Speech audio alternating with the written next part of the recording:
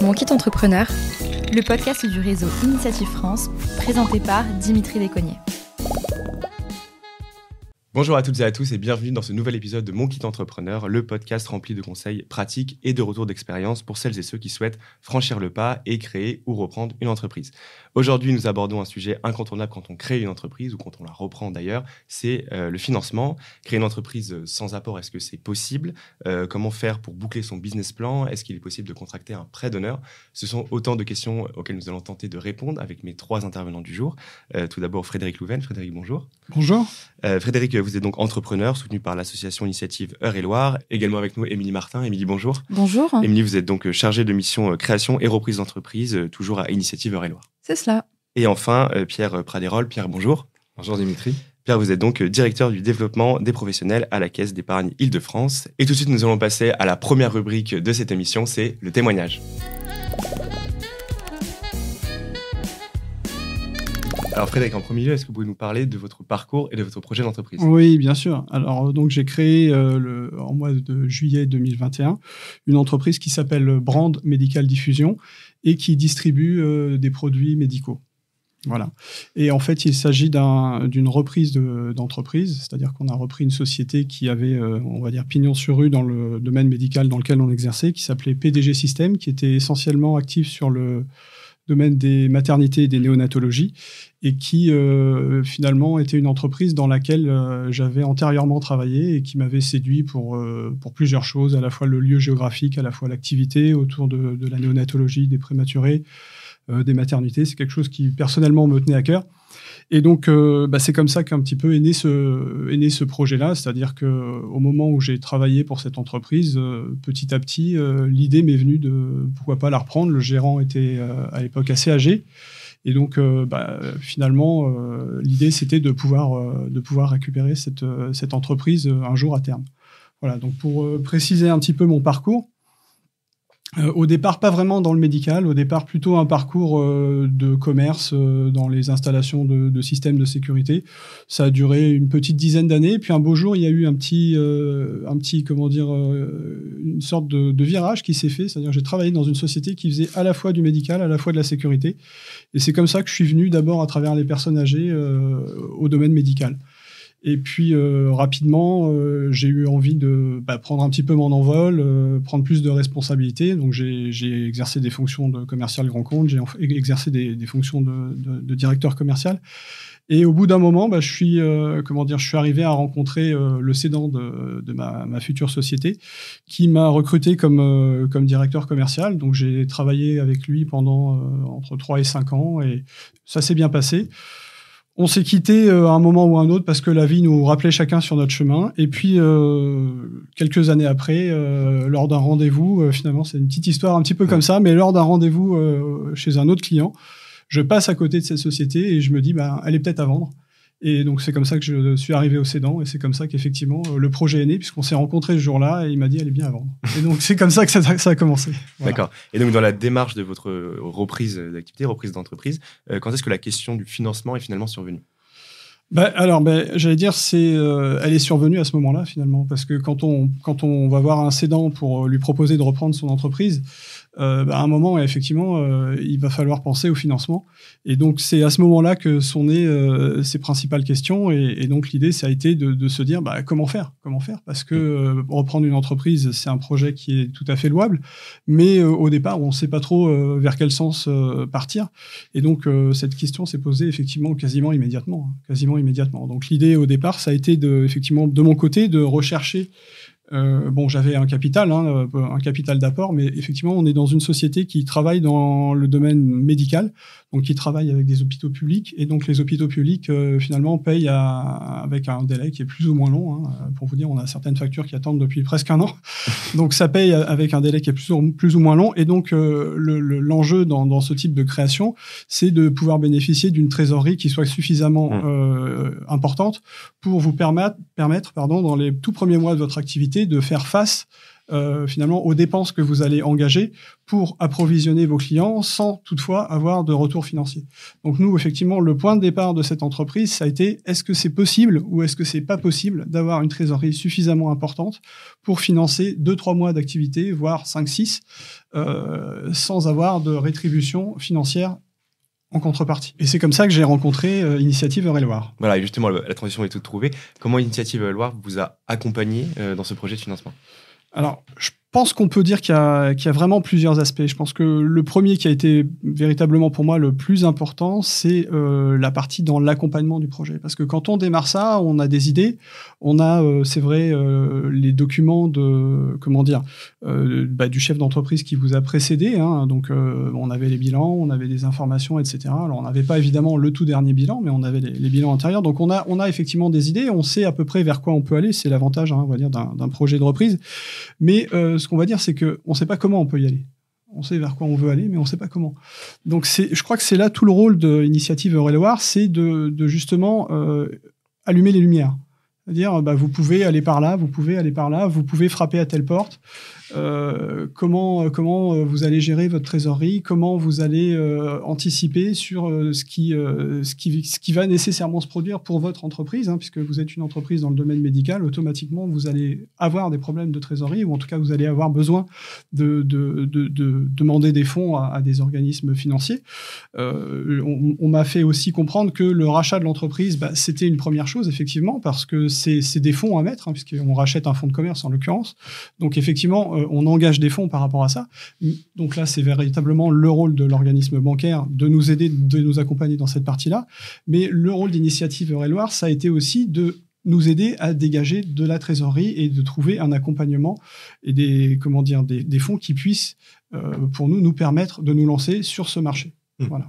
Une dernière question sur cette partie au sujet du business plan. Alors évidemment, reprendre une entreprise, c'est pas tout à fait la même chose que d'en créer une from scratch, si j'ose dire. Néanmoins, vous avez été confronté à cette problématique. Est-ce que ça a été difficile et comment vous avez surmonté cette problématique du business plan ? Alors, le business plan, c'est tout un travail. C'est-à-dire que, j'ai fait un premier business plan. En fait, le projet... Alors, je ne sais pas si j'anticipe un peu sur les questions qui vont suivre, mais j'allais dire, mon projet s'est véritablement passé en deux parties. C'est-à-dire que j'avais fait un premier business plan par moi-même, on va dire, qui avait certainement ses limites, puisqu'il n'a pas réussi à passer le premier comité. Donc automatiquement, il y avait certaines lacunes dans ce projet. Initiative Eure-et-Loir était vraiment m'a expliqué que j'étais la bonne personne, que j'avais le bon projet, que la situation était favorable, mais il manquait un certain nombre d'informations, une bonne part de réalisme, et donc l'idée, ça a été de rejoindre rapidement un expert comptable pour que ce projet naisse avec beaucoup plus de crédit, si je puis dire. C'est-à-dire que j'allais faire un emprunt, donc il fallait du crédit pour mon projet, et donc effectivement, on s'est fait accompagner par un expert comptable pour valider le business plan par rapport aux données du secteur. Voilà, c'était ça qui était important, et de pouvoir montrer comment cette trésorerie allait réussir à évoluer favorablement en rencontrant les obstacles que toute entreprise rencontre au départ de sa création. Extrêmement clair. Merci beaucoup Frédéric pour l'ensemble de vos réponses. Et quant à nous allons passer à la deuxième partie de ce podcast, c'est la marche à suivre. Bien Pierre, Émilie, vous avez tous les deux écouté attentivement le témoignage de Frédéric. Alors Émilie, bien sûr, vous avez accompagné Frédéric, donc vous connaissez son parcours par cœur. En revanche, Pierre, vous le découvrez. Je vais néanmoins vous poser la même question à tous les deux. Qu'est-ce que vous inspire justement le discours de Frédéric ? Qu'est-ce qu'il a pu nous rapporter ? Écoutez, moi je trouve que c'est très inspirant pour tous les chefs d'entreprise qui veulent se lancer, parce que c'est vraiment un beau parcours. Donc bravo Frédéric pour la reprise que vous avez pu effectuer. Et c'est vrai qu'en tant que banquier, on va regarder un petit peu la cohérence du parcours de Frédéric. Vous avez eu différentes expériences et vous êtes arrivé sur une reprise d'entreprise, ce qui est, alors je vais peser mes mots bien évidemment, mais parfois un petit peu plus facile qu'une création parce qu'il y a déjà un petit peu d'activité. Puis pour la création d'un business model, on se rend compte que c'est aussi, même si ça reste compliqué, un peu plus facilitant parce qu'on part déjà sur une base. Donc en tout cas, moi, ça m'inspire de l'inspiration, bien évidemment, et puis ça m'inspire surtout beaucoup de ténacité, beaucoup de courage, parce qu'on sait que créer une entreprise ou reprendre une entreprise, ça demande beaucoup d'investissement, beaucoup de travail. Donc encore bravo Frédéric pour votre parcours. Ok, merci. Moi, ce que je peux un petit peu ajouter par rapport à ce que vous expliquez, c'est que, alors effectivement, pour rebondir sur l'aspect du travail, sur l'aspect de l'engagement, je crois qu'effectivement, il ne faut pas au départ sous-estimer l'engagement que demande la création d'une entreprise. Hein. C'est plusieurs heures de travail par jour par rapport à ça. Mais c'est surtout, je crois, un acte, c'est une aventure humaine avant tout. C'est-à-dire que on agit par rapport à ce qui nous est d'une certaine manière cher et par rapport à un projet qu'on souhaite développer. Et je crois que c'est ça qui permet d'assurer la motivation et c'est ça qui permet de ne pas faillir et d'aller jusqu'au bout. Parce que effectivement, je vous rejoins entièrement. Je pense que c'est plus simple de partir sur un projet dont les jalons sont déjà posés. C'est-à-dire que reprendre une entreprise, on connaît le chiffre d'affaires, on connaît ce qui a pu se passer. Alors à ceci près que ma reprise a été faite en 2021. Effectivement, juste avant, on avait eu la crise du Covid et je peux vous dire que le chiffre d'affaires, il y a eu un petit accident, en 2020 et voilà. Et donc effectivement, on était dans cette situation qui était un petit peu instable, mais voilà, véritablement, on avait quand même les années précédentes qui pouvaient démontrer effectivement que il y avait matière à sortir un chiffre d'affaires de ce projet-là. Et donc bon, voilà, c'est ce qui nous a permis de le faire. Maintenant, ça sous-entend pas que tout est facile, c'est-à-dire que malgré tout, donc nous, on est dans la distribution de matériel médical, ce qui signifie qu'on achète du matériel médical, par exemple, à l'étranger, et on le met à disposition sur le marché français. S'ajoute à cela tout un panel normatif qui peut être assez limitant, parce que pour faire rentrer le matériel sur le territoire français, on a rencontré également dans la vie de notre entreprise des fournisseurs qui étaient actifs au moment où on a repris l'entreprise et puis qui se sont désistés, alors qu'ils se sont désistés pas par rapport à notre entreprise, mais parce qu'eux-mêmes ont été victimes, par exemple, du système normatif. Ils n'ont pas déposé les brevets à temps, etc. Et automatiquement, ils ne pouvaient plus nous vendre leurs produits, et donc on ne pouvait plus les vendre non plus. Donc il a fallu trouver, malgré tout, de nouveaux débouchés. Et on était partiellement, dans cette entreprise, par moment, en situation de création, parce qu'il fallait découvrir de nouvelles opportunités, de nouveaux débouchés pour ce marché. Voilà. D'où l'intérêt de passer par Initiative France. Absolument. Pour pouvoir vous aider au niveau de la trésorerie. J'ai bien retenu ça, et c'est vrai que c'est des questions très légitimes que se posent tous les chefs d'entreprise au niveau de leur règlement. Ouais. Le fameux BFR, en fait, où on se retrouve des fois en position un petit peu de difficulté. Et c'est vrai que l'accompagnement, je pense, de Initiative France a dû faire la différence. Ça l'a fait, en effet. Alors, Monsieur Jouven, je vais repartir sur quelque chose, c'est que ce qui est inspirant, c'est qu'il a fait preuve de beaucoup de résilience dans son projet. Parce qu'on a bien vu que c'est OK, une reprise, ça peut être assez simple sur le papier parce qu'il y a déjà une activité et tout ça. OK. De l'autre côté, on ne sait pas aussi quel type d'activité. Les petits rouages, les petits grains de sable dans l'engrenage, un problème de stock, un problème de client, un problème de com, ça, on le découvre aussi après la reprise. Et malgré toutes les difficultés qu'il a pu avoir sur son parcours, il a été toujours force de proposition. Des fois, il a fait des erreurs. Des fois, il a tapé dans le mille. Mais à chaque fois, il a su rebondir. Donc, c'est ça que je vais ressortir surtout, c'est toute cette force de résilience qu'il a pu mettre en œuvre. Alors, nous, on a été très facilitateurs là-dessus, OK, parce qu'on a été à l'écoute, parce qu'on a réussi à aller rechercher des moyens financiers qui ont fait effet de levier pour Monsieur Jouven, pour sa trésorerie, son BFR. C'est lui qui a fait tout le travail. Nous, on a juste été le coup de pouce qui a permis de finaliser tout ça. Le facilitateur, oui. C'est ça. Et c'est vraiment le rôle de toutes les associations initiatives qui sont sur toute la France, sous l'égide d'Initiative France. On a ce rôle-là d'être facilitateur pour nos porteurs de projets. On est là pour les accompagner, les conseiller, mettre le doigt sur les choses qui ne vont pas et mettre en avant ce qui va sur leur projet. On fait à peu près la même chose au niveau de la Caisse d'épargne de France. On regarde à peu près la même chose que Initiative France. Mais c'est vrai que d'avoir un double regard, donc d'avoir le regard d'Initiative France, ça nous aide nous aussi dans la prise de décision. Et je pense que vous avez dû le vivre en tant que chef d'entreprise, parce que j'ai cru voir que vous étiez allé après à la Banque Populaire. Oui, c'est ça. Oui. Et donc, il vous a accompagné. Et je pense que la Banque Populaire a dû regarder exactement les mêmes agrégats que nous, que Initiative France. Donc moi, j'ai envie de passer le message que quand on est chef d'entreprise, c'est important de savoir bien s'entourer. Vous avez parlé tout à l'heure d'un expert comptable qui vous a aidé sur votre business plan. Je pense que de passer par des associations comme Initiative France qui vous permettent de faire un prêt d'honneur, plus après un prêt complémentaire au niveau de la banque, ça vous structure et puis ça vous challenge. Ça vous permet de vous poser les bonnes questions, je pense. Enfin, j'imagine qu'on a dû vous challenger à tous les niveaux.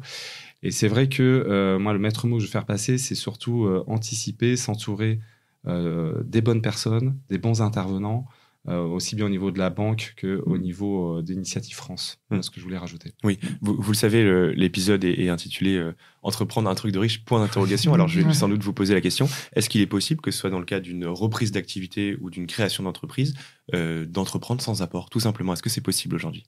Alors, c'est possible. Après, petit astérix, bien évidemment, il va falloir effectivement qu'il y ait des conditions qui soient remplies.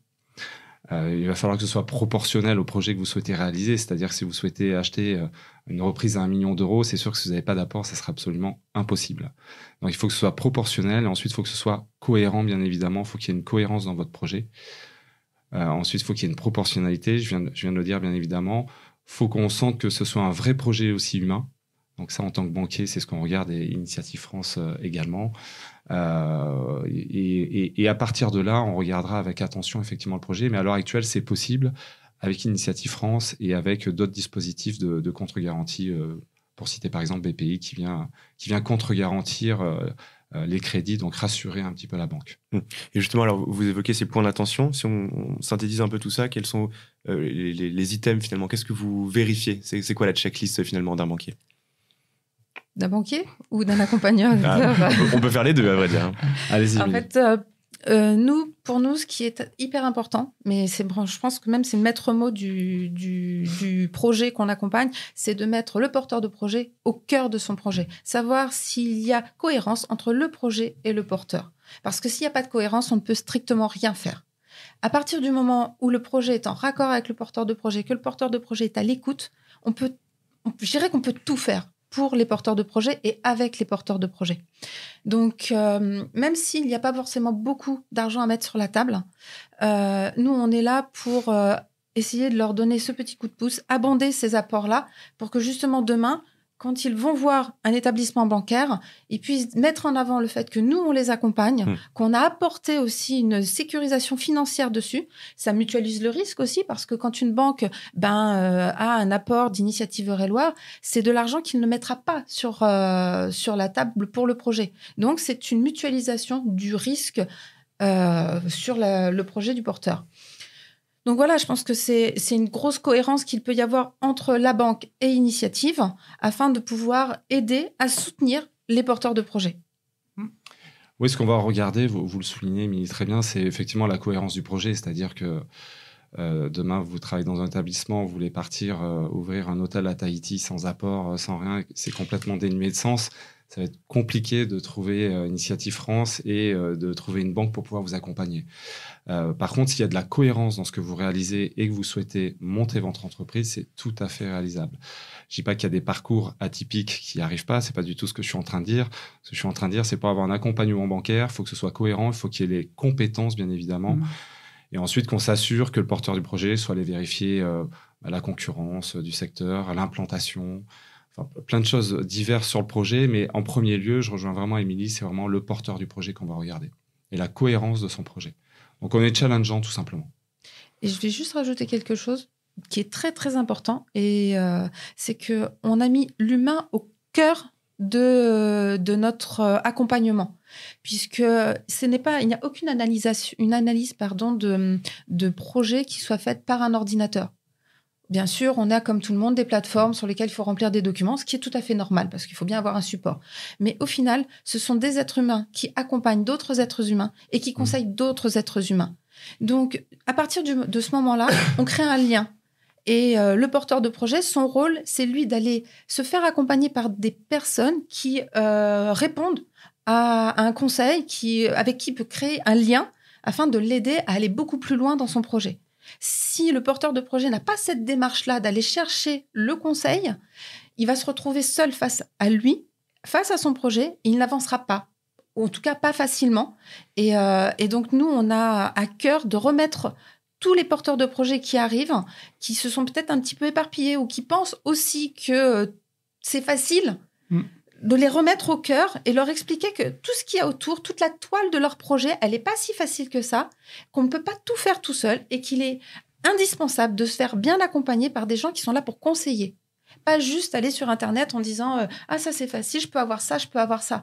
Non, il y a un lien humain à créer pour qu'on puisse avancer. Et c'est ça qui est hyper important. Et que ce soit un banquier, que ce soit Initiative France, notre règle d'or, c'est ça, l'accompagnement humain pour avancer ensemble.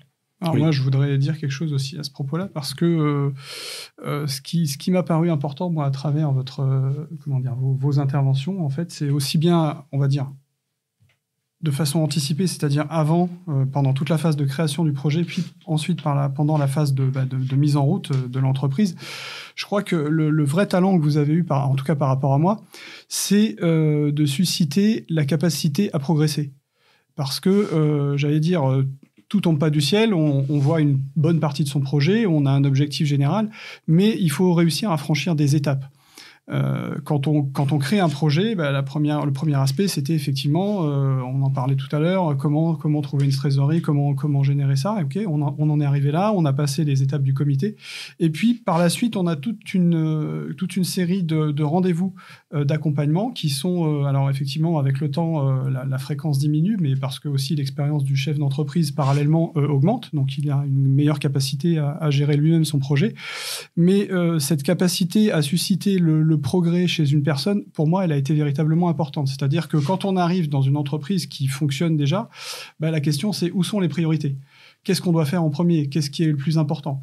Donc là aussi, quelque part, on a besoin d'un petit peu de lumière. C'est-à-dire que je me souviens parfaitement d'un entretien qu'on avait eu à peu près à mi-parcours avec Émilie, qui m'a dit « Mais maintenant, il faut absolument apprendre à gérer vos stocks. Vous ne savez pas gérer vos stocks. » Et effectivement, on ne savait pas gérer nos stocks. On n'avait rien, on n'avait pas d'anticipation. On commandait comme ci, on commandait comme ça. C'était pas structuré. Et on a appris à faire ça grâce à Initiative Eure-et-Loir. Donc, je pense que vraiment, ça a été pour nous un apport très, très fort.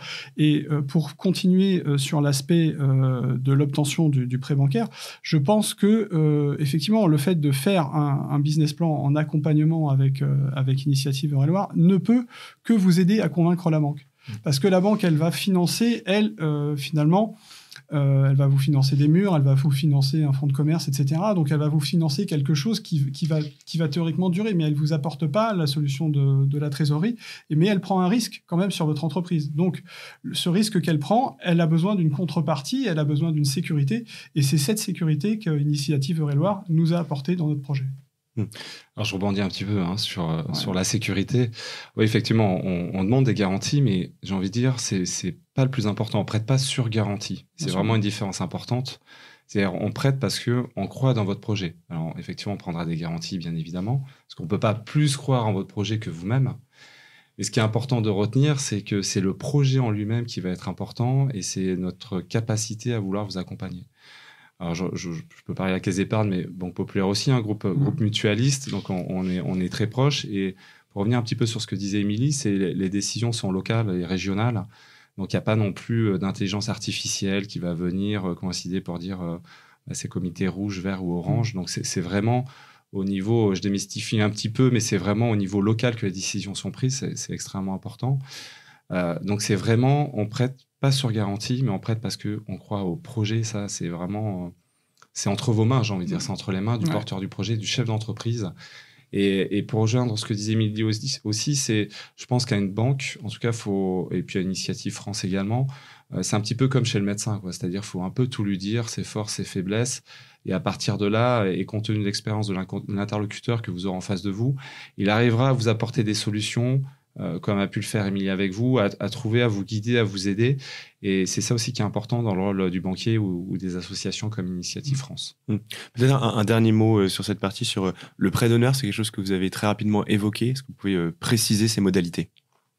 Alors, nous, déjà, quand un porteur de projet arrive chez nous, quand Frédéric est arrivé, il venait déjà pour ce dispositif-là. Il ne faut pas se voiler la face. Je veux dire, c'est le cœur de notre métier. On est là pour apporter un prêt d'honneur. Donc, un prêt d'honneur, c'est un prêt qui est personnel, c'est un prêt qui est sans intérêt, c'est un prêt qui est entièrement gratuit. Nous, notre force, c'est d'abonder en termes de trésorerie un projet. Mais ça, c'est quelque chose qui est vu. C'est notre ligne de conduite, c'est notre histoire. Donc, on le sait, les personnes qui viennent chez nous, les porteurs qui viennent chez nous, savent qu'ils viennent pour ça. Donc, il n'y a pas de sujet tabou là-dessus. Donc, c'est normal. Donc, automatiquement, c'est apporté les banques, quand elles ont étudié le dossier de Frédéric, naturellement, c'est arrivé sur la table. Ah, c'est bon, vous êtes en contact avec l'Initiative Eure-et-Loir, donc ça veut dire que derrière, il y a un prêt minimum qui a été mis sur la table pour vous. Les modalités, tout ça, c'est des choses qui s'échangent après, mais au moins, il y a quelque chose... Tout le monde le sait, sans exception. Pas de sujet tabou là-dessus. Puis ce qui est intéressant, c'est que les banques participent d'ailleurs au comité Initiative France. Donc, elles nous incluent dans la prise de décision au moment de ces partages de ces prêts d'honneur. Et c'est vraiment intéressant parce que nous, banques, ça nous permet aussi d'appréhender le projet en même temps pendant ce comité. Ça nous permet d'analyser le dossier en amont et on arrive déjà avec une conviction lors du comité. Donc, ça permet de faire gagner du temps et c'est plutôt un circuit court. Et donc, qui dit circuit court dit gain de temps. Donc ça, je pense que Frédéric, vous ne me contredirez pas que c'est plutôt confortable. Oui, absolument. Ouais, je pense que ça a été aussi un élément décisif. Je crois que moi, l'accompagnement que j'ai pu obtenir de la part donc effectivement, c'est la Banque Populaire qui est située à Dreux, a véritablement aussi été fondateur. C'est-à-dire que ils étaient présents effectivement lors du comité. Donc ils connaissaient un petit peu mon dossier finalement avant qu'il arrive sur le bureau du directeur de l'agence. Et donc, ça a permis effectivement d'ouvrir des portes à ce niveau-là parce qu'ils avaient une information sur le projet. Et d'ailleurs, après, on a eu plusieurs entretiens comme ça, un petit peu à bâton rompu avec d'autres personnes dans la banque. Ah bah tiens, j'ai entendu parler de votre projet, on vous connaît un peu, etc. Enfin voilà, on sentait qu'il y avait eu un intérêt de plusieurs personnes finalement dans l'agence autour du projet. Et effectivement, pour rejoindre un petit peu ce que vous disiez par rapport aux prises de décision locales, je pense aussi que c'est quelque chose qui est très très bien parce que à la fois vous avez une bonne connaissance du tissu local, donc ça c'est quelque chose de formidable, et c'est aussi véritablement quelque chose d'assez rapide parce que finalement toutes ces décisions ont été prises aussi bien avec Initiative Eure-et-Loir et qu'avec l'organisme bancaire. On est arrivé véritablement concomitamment quasiment au même moment pour l'obtention aussi bien des engagements de la part d'Initiative Eure-et-Loir que du prêt bancaire. Donc ça aussi, c'est quelque chose que véritablement je souhaite saluer aujourd'hui. Voilà.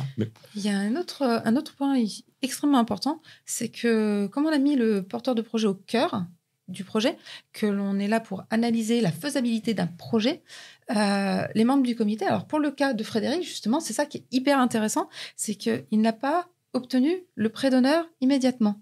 C'est-à-dire qu'il a dû repasser son dossier une deuxième fois en comité, puisque le premier comité, après les échanges, la présentation, était donc tout à fait intéressé par le projet, voyait une vraie relation, une cohérence entre le porteur de projet, monsieur Frédéric, et puis son projet. Le problème, c'est qu'on avait ce souci de trésorerie. Ce BFR qui n'était pas suffisant quand on prend en compte ces clients qui ont un délai de paiement qui sont extrêmement longs. Et donc là, suite à cette décision-là, Frédéric, qu'est-ce qu'il a fait derrière ? On a été rechercher d'autres dispositifs derrière. On a eu de la chance qu'à ce moment-là, BPI France lançait un dispositif d'accompagnement en plus de notre dispositif. Donc, on a pu aller chercher encore d'autres financements derrière, ce qui a complété l'enveloppe financière. Et il a pu discuter avec la banque qui était donc présente au comité d'agrément pour aller chercher d'autres lignes de facilité de caisse afin de pouvoir sécuriser sa trésorerie. Et grâce à ça, quand il est repassé une deuxième fois au comité, le comité, il a tout de suite validé parce que du coup, il a réussi à remettre en question son premier projet, à faire évoluer et à enlever des difficultés de son projet. Et c'est ça aussi la force du comité d'Initiative Eure-et-Loir, avec la présence des banquiers, des experts comptables, des assureurs, il peut y avoir des avocats, des chefs d'entreprise. Toutes ces personnes-là apportent une compétence spécifique qui, justement, amène à des décisions positives ou négatives, mais qui sont bénéfiques pour le porteur de projet. Merci à tous les trois pour ce temps d'échange et toutes vos réponses très riches et très complètes. On va passer si vous le voulez bien, à la dernière partie de ce podcast, c'est le conseil. Bien conclure ce podcast si vous le voulez bien. Pierre, qu'est-ce que vous souhaitez dire aux auditeurs qui nous ont suivis durant ces 25 dernières minutes ? Alors moi, j'ai envie de leur dire en fait d'oser entreprendre, de pousser la porte de leur agence bancaire Caisse d'Épargne, allez voir Initiative France, en tout cas, allez nous challenger. On vous répondra, on vous aiguillera, ça vous fera gagner du temps. Sachez vous entourer, optimisez vos projets et puis faites preuve un petit peu de courage et d'audace. En tout cas, ce que je pense que Frédéric ne me contredira pas, mais l'entrepreneuriat, c'est une belle aventure humaine, donc osez vous lancer. Voilà pour moi le mot de la fin. Moi, je dirais, posez-vous les bonnes questions. On ne peut pas entreprendre si on ne se pose pas les bonnes questions. Donc, n'hésitez pas à vous les poser. Remettez aussi toujours en question un avis. Allez chercher du conseil ailleurs et mutualisez l'apport en financement. C'est extrêmement important. Il y a plein de dispositifs qui existent aujourd'hui, que ce soit des dispositifs associatifs, nationaux. Tout le monde, aujourd'hui, sur le secteur de l'entrepreneuriat, abonde les facilités pour financer un projet. Allez chercher tous ces dispositifs-là. Ils sont ouverts à tout le monde. Il faut le faire. Moi, mon conseil, il irait vers la recherche d'informations, c'est-à-dire que j'ai envie de dire aux chefs de projet, ne gâchez pas vos chances, faites-vous accompagner. Faites-vous accompagner, allez chercher de l'information, consultez des banques, consultez Initiative Eure-et-Loir ou Initiative de votre région.